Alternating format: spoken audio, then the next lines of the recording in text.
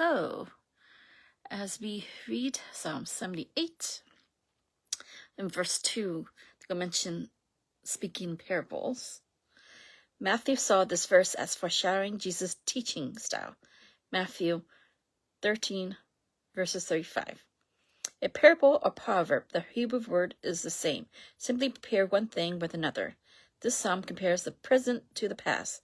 By going through the great things God has done and the great indifference God's people have often shown, the psalmist warns against making the same mistakes again.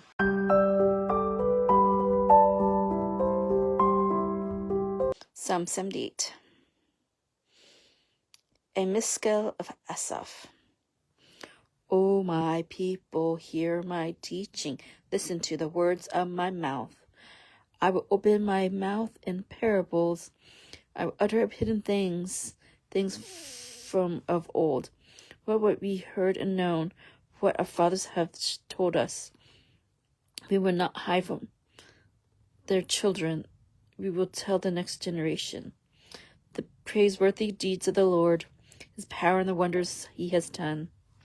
He decreed statutes for Jacob, established the law in Israel, which he commanded our forefathers to teach their children.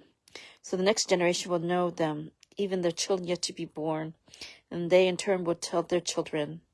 Then they will put their trust in God, who would not forget his deeds, but would keep his commands.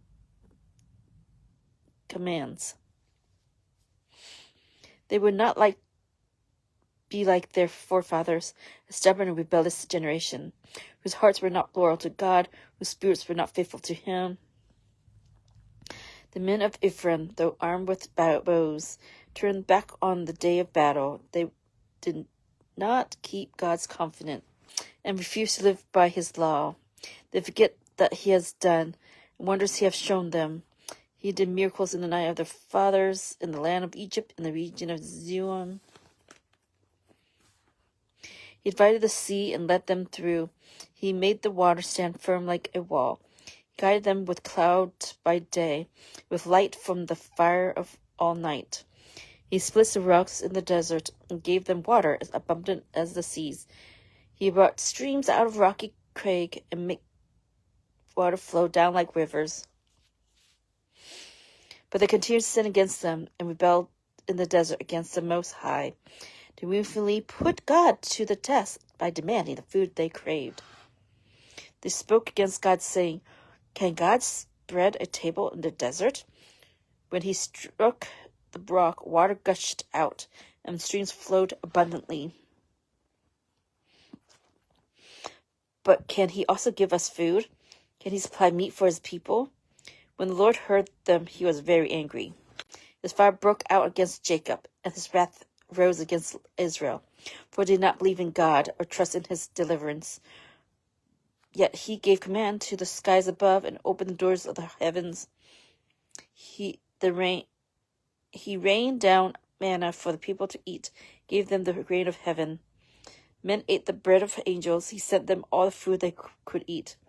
He then let loose the east wind from the heavens, let forth the south wind by his power. He rained meat down on them like dust, flying birds like sand on the seashore. Can you imagine that? Flying meat, moving like birds over the seashore. It made them come down into their camp, all around their tents. They ate till they had more than enough, for we have given them what they craved. But before they turned from the food they craved, even while it was still in their mouths, God's anger rose against them. He put to death the sturdiest among them, cutting down the young men of Israel. In spite of all of this, they kept on sinning. In spite of his wonders, they did not believe. So he ended their days in fertility and their years in terror. Wherever God slew them, they seek him. They eagerly turn to him again. They remember that God was their rock, that God Most High was their Redeemer. But when they would flatter him with their mouths, lying to him with their tongues, their hearts were not loyal to him. They were not faithful to his covenant. Yet he was merciful. He forgave iniquities, did not destroy them. Time after time he restrained his anger and did not stir up his full wrath. He remembered that they were but flesh, a passing breeze that does not return. How often they rebelled against him in the desert and grieved him in the wasteland. Again and again they put God to the test. They vexed the Holy One of Israel. They did not remember his power, the day he redeemed them from the oppressor, as the day he displayed his miraculous signs in Egypt, his wonders in the region of Zion. He turned their rivers to blood, and they could not drink from their streams. He sent swarms of flies that devoured them, and frogs that devastated them.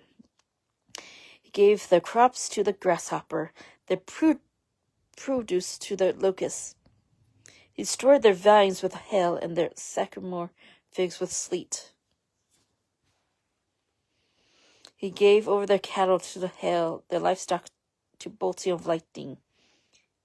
He unleashes against them in his hot anger, his wrath and indignation and hostility, bands destroying angels. He prepared a path for his anger. He did not spare them from death. He gave them over to the plague.